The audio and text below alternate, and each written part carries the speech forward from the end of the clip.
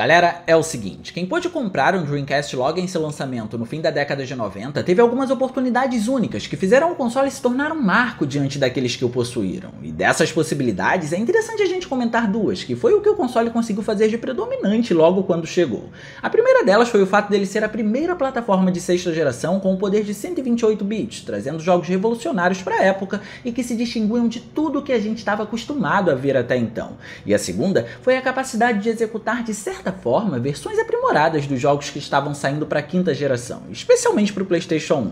A verdade é que em um começo de geração em que a anterior se via tão forte e consolidada, muitos desenvolvedores continuavam se focando na que já estava no fim por apresentar maiores possibilidades comerciais para os seus jogos. Afinal, naquele período, logo quando o Dreamcast chegou, era muito mais fácil você encontrar um PlayStation 1 na casa das pessoas do que um Dreamcast propriamente dito. Um cenário que inclusive a gente tem vivido bastante no momento. Mas isso não quer dizer que o poder de um PS1 era o suficiente para rodar determinados jogos e apresentar a ideia completa dos desenvolvedores. E por se estar entrando em uma nova era, foi sendo cada vez mais necessário a chegada de uma plataforma que pudesse trazer diferenciais. E o Dreamcast foi perfeito para isso por conta de recursos que, mesmo sendo datados para os padrões atuais, na época foram revolucionários. Inclusive, a gente já comentou sobre eles em outros vídeos aqui, mas para ninguém ficar perdido, convém citá-los de maneira rápida só para vocês não perderem a linha de raciocínio. Com o maior poder, a plataforma agora, além de renderizar um número de polígonos muito maior que a plataforma de quinta geração da Sony que a gente mencionou, também conseguia trazer uma resolução mais alta, funcionando em 640 por 480 pixels.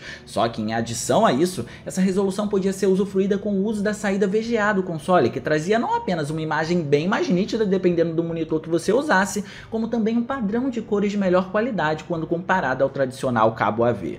E mesmo que muitos quisessem ver jogos de nova geração, os games da antiga geração daquele período foram bastante beneficiados com esses elementos, proporcionando uma nova forma de serem enxergados pelos jogadores. Por isso, nós vamos taxá-los como aprimorados ao serem executados no Dreamcast, e é sobre as diferenças que justificam isso que nós vamos comentar no vídeo de hoje. Mas é claro, antes da gente continuar, não esquece de clicar no gostei, porque isso ajuda pra caramba e de quebra você faz a boa ação do dia e se inscreve no canal, ativando o sininho das notificações para não perder os vídeos de terças e quintas às 19 horas. Tudo isso feito? Então vamos ver como os desenvolvedores exprimiam o poder do Dreamcast para poder melhorar seus jogos. Pra gente iniciar, é interessante ter sempre lembrado que o cenário dos jogos que cruzam as gerações se faz cada vez mais importante para poder não apenas dar início a uma geração que esteja chegando, como também para continuar dando um vigor para que já está no seu fim de vida. E isso é uma prática que, quando bem executada, satisfaz tanto os jogadores de um console mais antigo, como também os de um console novo. E o que define o fato dessa prática ser bem executada? Bem, se de um lado os games cross-gen podem ser usados para beneficiar os jogadores, do outro eles também podem usar para fermentar o mercado de novos consoles quando são desenvolvidos pensando apenas no lucro,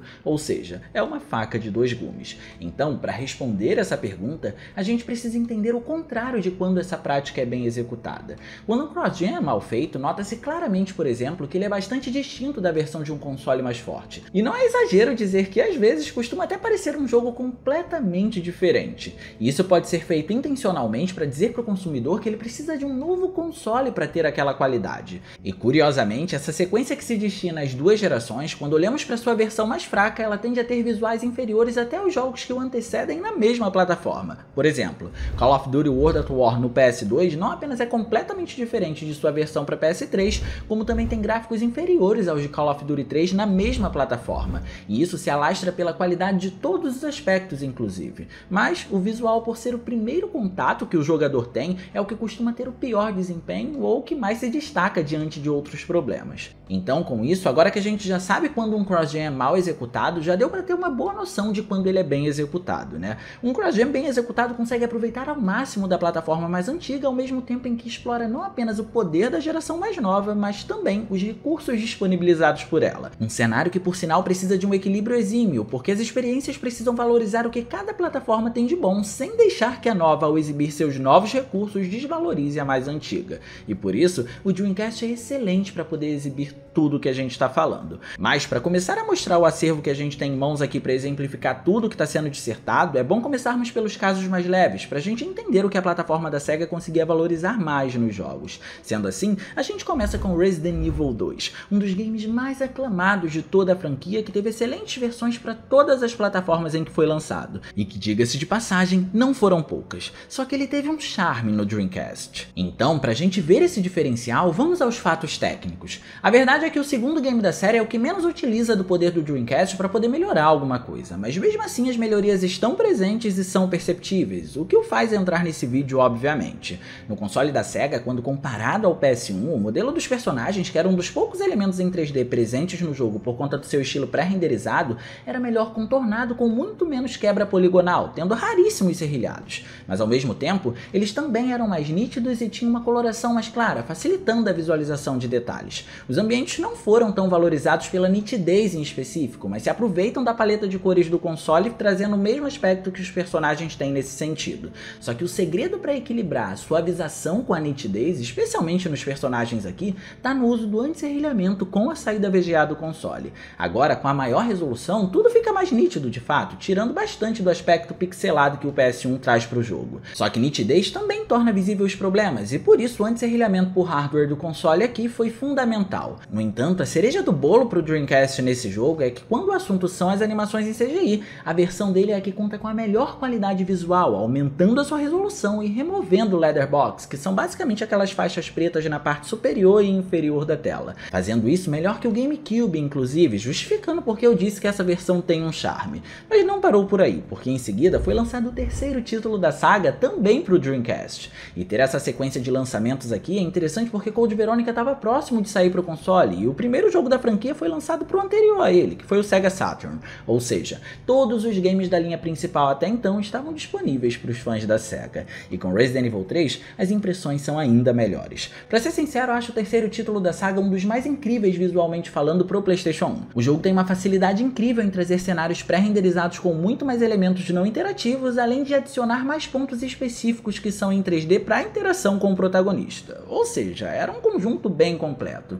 Só que isso tudo se torna interessante no Dreamcast porque houve um acréscimo na resolução desses cenários. Então agora tudo tinha mais qualidade durante a apresentação em um monitor ao usar a saída VGA, fazendo com que esses ambientes fossem muito mais destacados e assim você pudesse aproveitar melhor eles. E não bastante, os personagens receberam um tratamento melhorado na sua modelagem em 3D. No geral, além deles terem recebido o anti-serrilhamento, eles ganharam mais polígonos, acabando com praticamente toda a instabilidade poligonal que restou do jogo anterior, que já era muito pouca. Só que por fim, um ponto interessante é que ambos os títulos utilizam o VMU encaixado no controle para poder mostrar informações do personagem, como a quantidade de munição que se tem e o seu estado de vida. Então, em suma, ambos os jogos, além de se aproveitarem do poder do Dreamcast para poder melhorar seus visuais, ainda usam seus recursos exclusivos. Mas vocês devem ter percebido que o que se destacou mesmo foram os modelos de personagem, correto? E isso aconteceu porque eles eram em 3D, o que faz parecer que o console da Sega conseguia aplicar melhor o seu poder ali. E por isso, as melhores demonstrações estão em jogos que usam os elementos em 3D para poder construir todo o mundo. E é deles que a gente vai falar agora.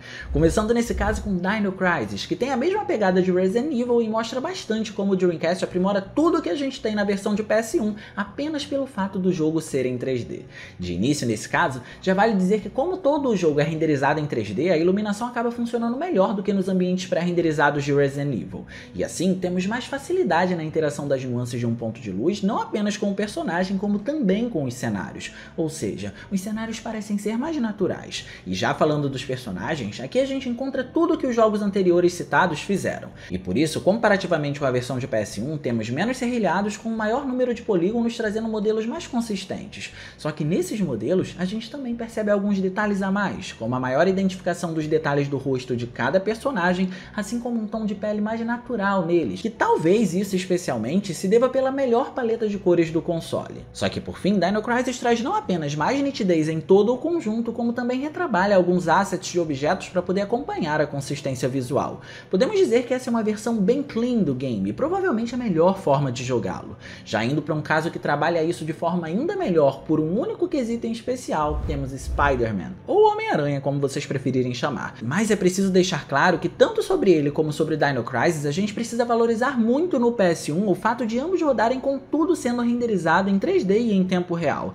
Algo surpreendente para a época, levando em consideração o poder do console console da Sony. Só que nesse jogo, o Dreamcast é ainda mais ousado. Aqui muita coisa continua coerente com o que estamos vendo nos outros títulos usando o PS1 como base comparativa. Tudo é muito mais suavizado, sejam os objetos ou até as sombras texturizadas nos ambientes, mas alguns modelos foram completamente retrabalhados, dando um ar muito diferente para o game. Por exemplo, o protagonista agora tem mais detalhes na sua roupa, e aqui a sua mão não é mais representada por blocos, onde por conta disso, no Dreamcast, conseguimos ver os dedos do personagem. Um detalhe bem interessante para acompanhar tudo que vem sendo discorrido sobre o que o console faz nesses jogos.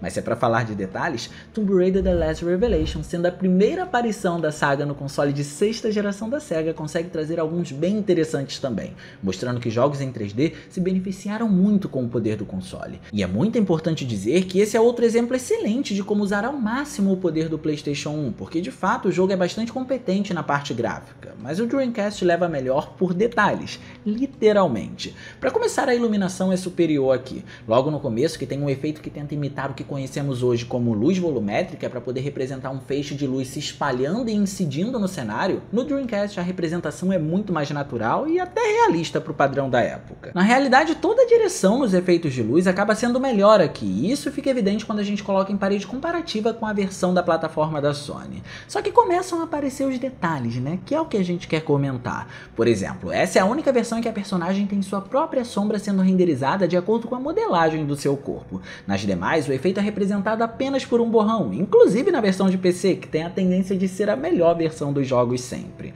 Só que a cereja do bolo está em dois elementos. O primeiro é que o Draw Distance é superior na versão do Dreamcast. No PS1, dependendo da distância, a gente vê apenas um fundo preto, enquanto que o console da SEGA consegue carregar todo o ambiente em 3D. E o segundo é um efeito de fumaça em alguns trechos que tem água, tudo sendo representado por uma textura com transparência, claro, mas também essa, junto da versão de PC, são as únicas em que encontramos esse tipo de elemento. Por isso, precisamos dar mérito para a plataforma da SEGA por conseguir acompanhar o PC. E com tudo o que foi dito, só para concluir, vale dizer que todos esses jogos são renderizados em 320 por 240 no PS1, enquanto que o Dreamcast traz a contagem de pixels em 640 por 480, o que já dá uma diferença substancial na claridade, qualidade e nitidez da imagem. Mas me conta, você chegou a jogar alguns desses jogos no Dreamcast? Deixa aí que eu quero ler a sua opinião e a sua experiência com o console, beleza? E no mais eu vou ficando por aqui, eu espero muito que vocês tenham gostado desse vídeo. Se vocês gostaram, não se esqueçam de clicar no gostei, porque isso ajuda pra caramba e de quebra você faz a boa ação do dia, e se inscreve no canal ativando o sininho das notificações para não perder os vídeos de terças e quintas às 19 horas. Minhas redes sociais vão estar aparecendo por aqui, se vocês quiserem trocar uma ideia, sou todo ouvidos. Era isso, um grande abraço e a gente vai se ver na próxima.